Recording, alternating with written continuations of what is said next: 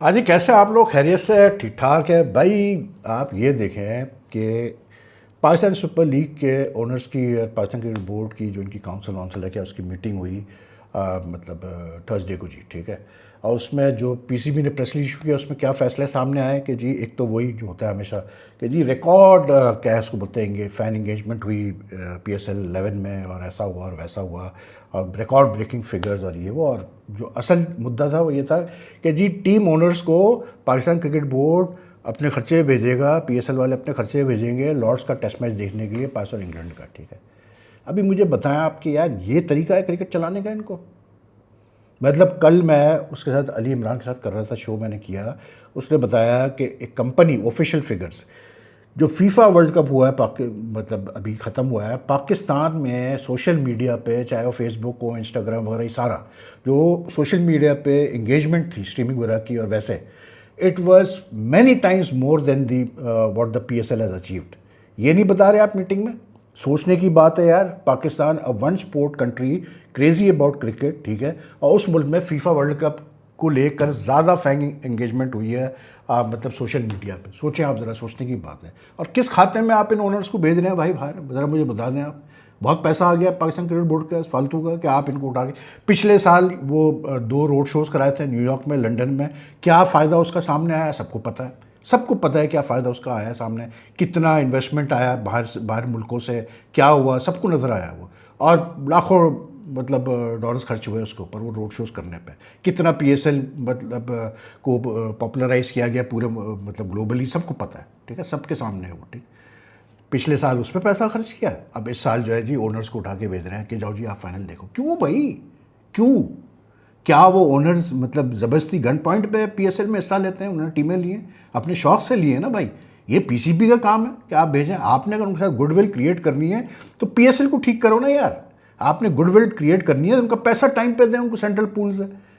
अगर goodwill create करनी है तो जो भी आप मेजर डिसीजन लेते हैं उनमें उनको इन्वॉल्व करें प्रॉपर तरीके से। इस तरह से गुडविल क्रिएट होती है ओनर्स के साथ। इस तरह थोड़ी होती है कि उनको भेज दिया, अब वो तो जाएंगे जाएंगे, उनके साथ जो पीएसएल का जो सेक्रेटरी जाएगा पूरा वो एक अलग।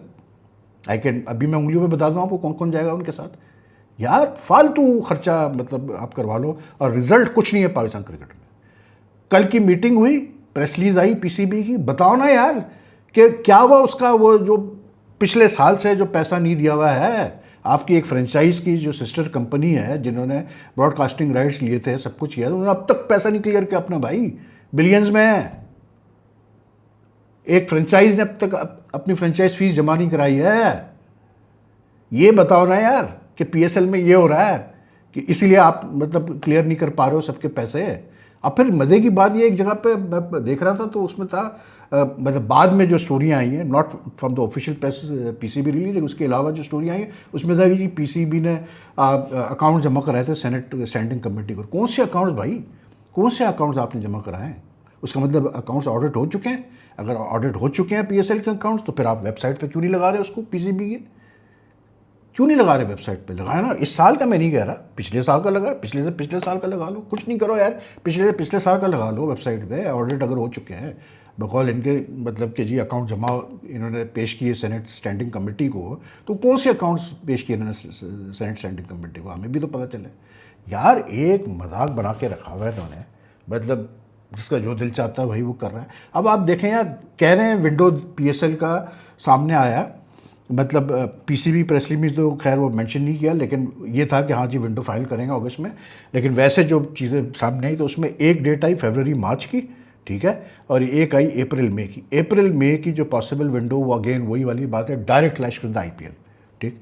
अच्छा, फरवरी मार्च की विंडो की डिस्कशन कल हुई है, परसों हुई है मीटिंग में। इनको ये नहीं पता कि यार 4 दिन पहले जो इनके डोमेस्टिक डिपार्टमेंट के जो हेड है मतलब ओसामा शरून साहब, उन्होंने जो डोमेस्टिक कैलेंडर रिलीज़ किया उसमें national T20 championship silver and gold जो है, ठीक है, वो 11 से लेके मतलब फरवरी के स्टार्ट से लेके तो मार्च के मिड तक है नेशनल T20 चैम्पियनशिप जो है। तो ये कैसे कराएंगे फरवरी मार्च में, मुझे ज़रा बता दें यार। मतलब पीएसएल कैसे हो सकती है अनटिल अनलेस के अब आप वो नेशनल T20 को शेड्यूल चेंज करें, उनको कहीं और करें, ठीक है। तो जब ये बैठ के डोमेस्टिक का शेड्यूल बना रहे थे तो इनको नहीं पता था कि यार पीएसएल भी होनी है अगले साल? PSL का भी विंडो हमें देखनी पड़ेगी। कैसे आपने नेशनल T20 की चैंपियनशिप जो है सिल्वर गोल्ड की ऑफिशियल ये PCB का जो शेड्यूल रिलीज हो उसमें है भाई, मैं नहीं कह रहा। कैसे आपने डाल दिया भाई फरवरी मार्च में? ये है गवर्नेंस। मैं कहता हूँ यार देखें आप ज़रा, ये गवर्नेंस है। अब अगर आप चेंज करेंगे बैठ के, क्योंकि I think for the PSL February March is the best window, लेकिन उसमें भी अब बात ये आ रही है कि फरवरी मार्च में आप कराते हैं तो वो इंटरनेशनल लीग जो एमिरेट्स में होती है उससे आपका मतलब क्लैश पड़ जाता है, उसके एंड से प्लेयर्स की अवेलेबिलिटी का मसला आ जाता है। IPL से पहले आप करते हैं, अवेलेबिलिटी का मसला आता है। मतलब कई इशूज़ हैं जो कि सॉर्ट आउट नहीं हुए अब तक PCB से, ठीक है ना।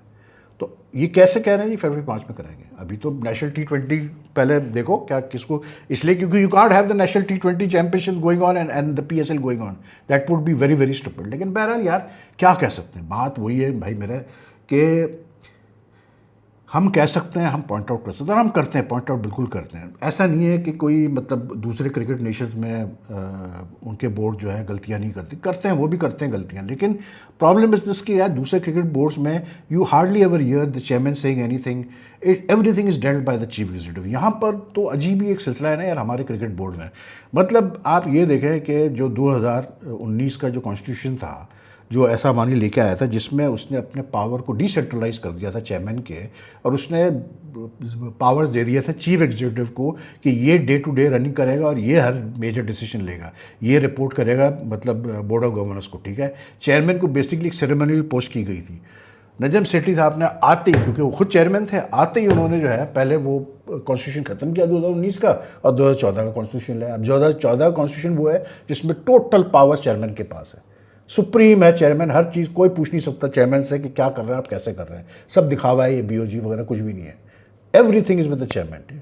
तो जब आप अपना कॉन्स्टिट्यूशन आगे ले जाने के बजाय फिर पीछे ले गए तो फिर क्या हम एक्सपेक्ट कर सकते हैं इस क्रिकेट बोर्ड से? यार मुझे बता देना, क्या हम एक्सपेक्ट कर सकते हैं इस क्रिकेट बोर्ड से? इनकी बातें आप सुन लें यार, मतलब जिस तरह की ये बैठ के बातें करते हैं, आकिब जावेद साहब, माइक हैसन, बाकी जो मिसबाह वगैरह, ये सारे बैठ के मतलब वही फेल्ड एंड ट्राइडेंट मतलब लोगों को आप बार बार ला रहे हैं। अब टेस्ट मैच कल से स्टार्ट हो रहा है, संडे से दूसरा टेस्ट मैच स्टार्ट होगा पाकिस्तान वेस्ट इंडीज़ का।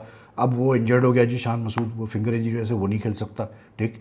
अब बातें हो रही है कि जी उसको कैसे बोलते हैं, अब्दुल्ला शफीक को खिलाया जाए और साथ सऊद को देखेंगे, सऊद शकील की जगह बनती है नहीं बनती है।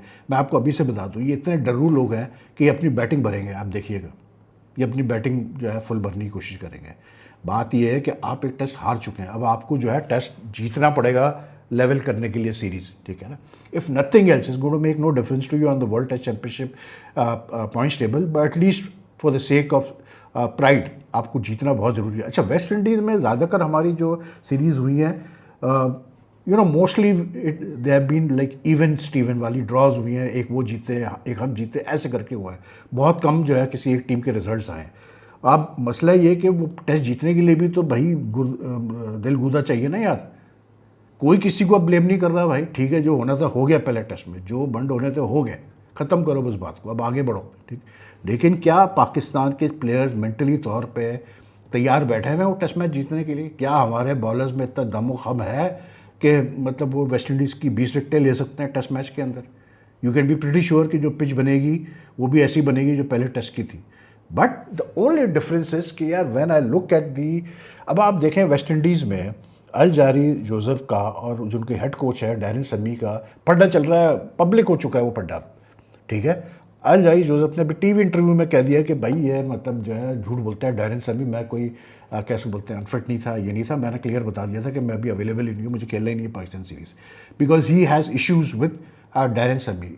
अल जारी जोसेफ वो बंदा है जिसको कि आपको याद होगा एक मैच में अभी रिसेंटली लास्ट ईयर की बात है शायद, कि ये कोई बदतमीज़ी कर रहा था तो इसको उठा के मतलब बाहर भेज दिया था शे होप ने, जो कप्तानी कर रहा था, इसकी डैरेन समी से नहीं बनती, तो उसने कहा जी मैंने खेलना नहीं पा सकता।